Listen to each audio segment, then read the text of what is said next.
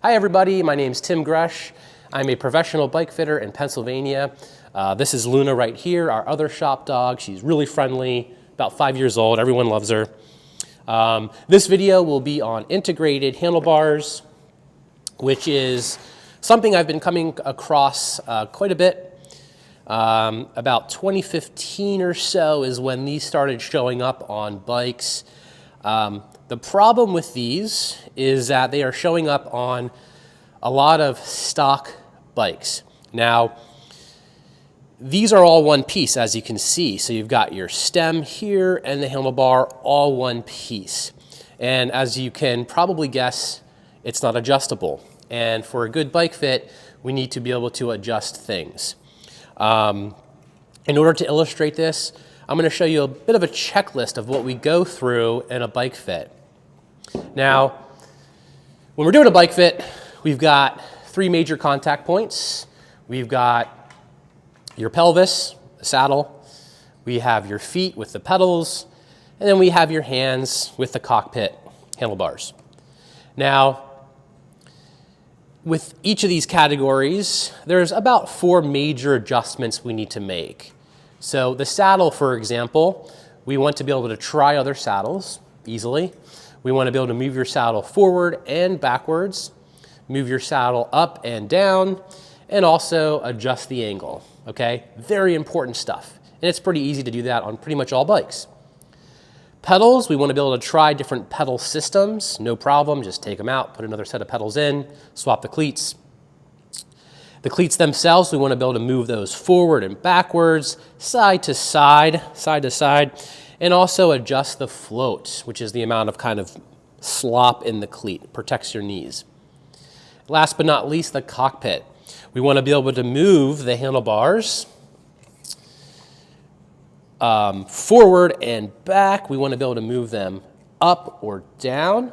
We also want to be able to change the handlebar rotation, so that's just tweaking the angle here. That'll have an impact on how you grip, like the drops, for example. Like if the bars were kind of rotated too far up or too far down, it kind of creates a kink in your wrist. So we want to be able to adjust that rotation.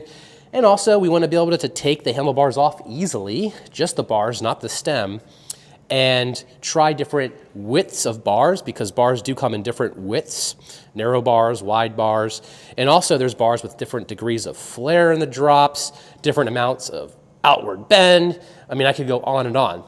So with an integrated handlebar like this, we can't do any of this at the bottom.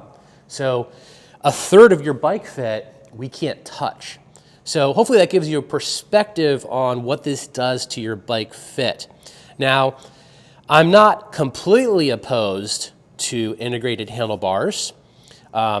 If you're building a custom bike and you've done all the planning ahead of time, let's say you know exactly what your fit needs to be and you've worked out all the numbers, then sure, this might be a viable option. Even then, it's still not ideal because we're not going to get more flexible as we age, usually, and it's nice to be able to have the ability to adjust things. And what allows us this much adjustability in the cockpit? And it is the threadless stem. This has been around since about 1995. Those of you watching that own a bike, I can almost guarantee you have one of these on your bike. This is a great design, and the reason is because here's the fork that's on your bike.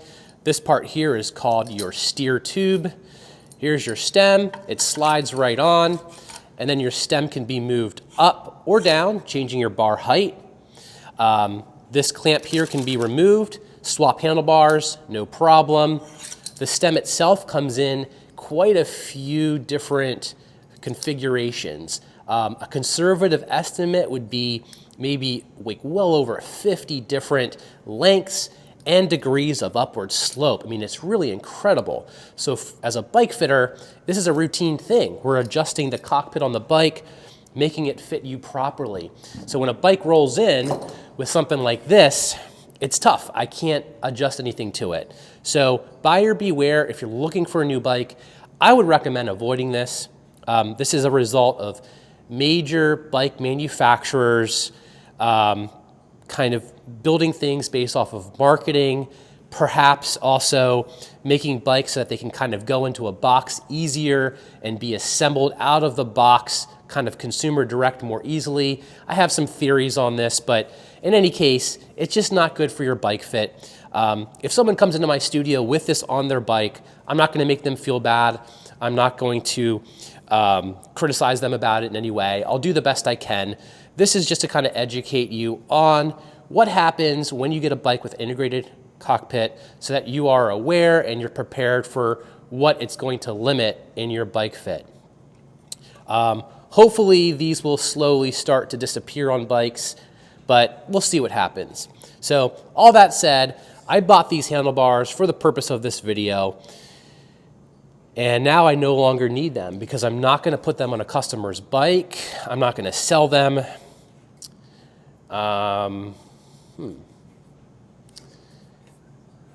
I do have a drone.